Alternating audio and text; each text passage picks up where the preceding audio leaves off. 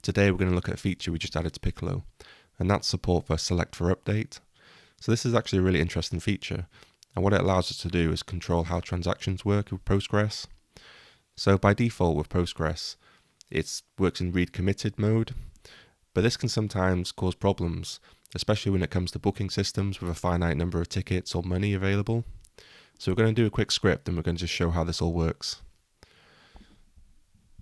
So you can see here I set up a Postgres database.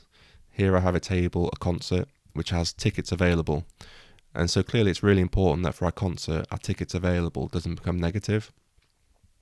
So I have a function here called book tickets, and we allow the user to specify the ticket count that they want to book. And what we do is we get the concert from the database, and then we have this new clause here, which is lock rows.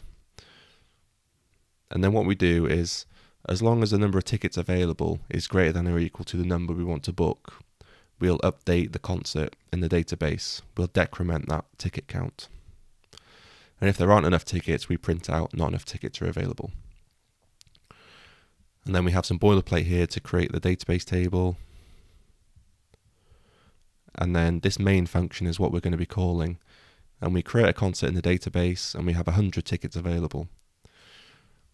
But what we do is we use async.io.gather to run 10 coroutines at the same time.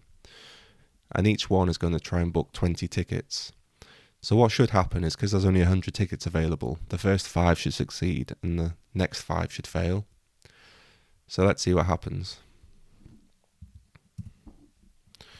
So you can see here that 5 of them failed, and then there's no tickets left at the end, which is exactly what we expected. But let's have a quick look if we take away this clause.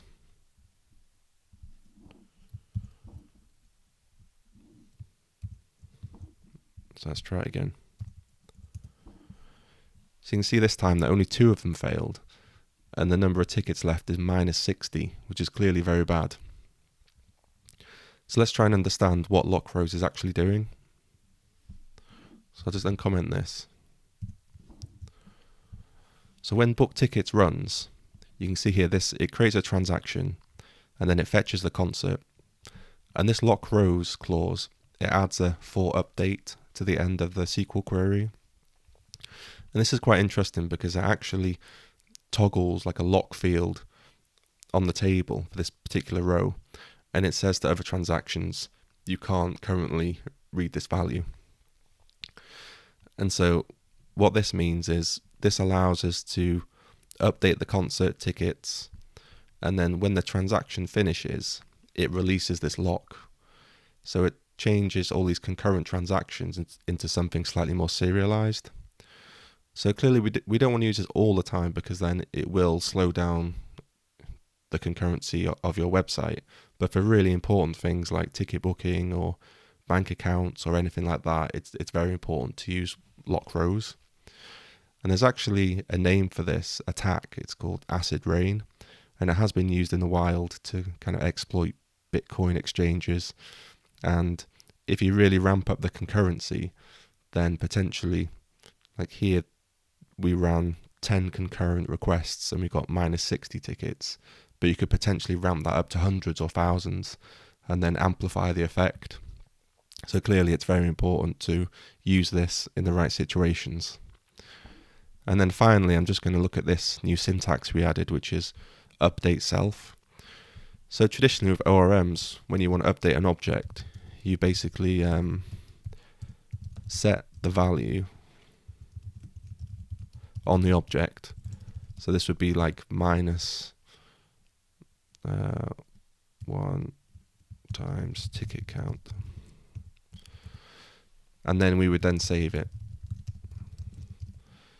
So what update self does is it's the complete reverse. So rather than setting the value on the object and then saving it to the database, we first insert the value into the database and then assign it to the object. And it's a very subtle difference, but what it enables us to do is have the value derived from the database.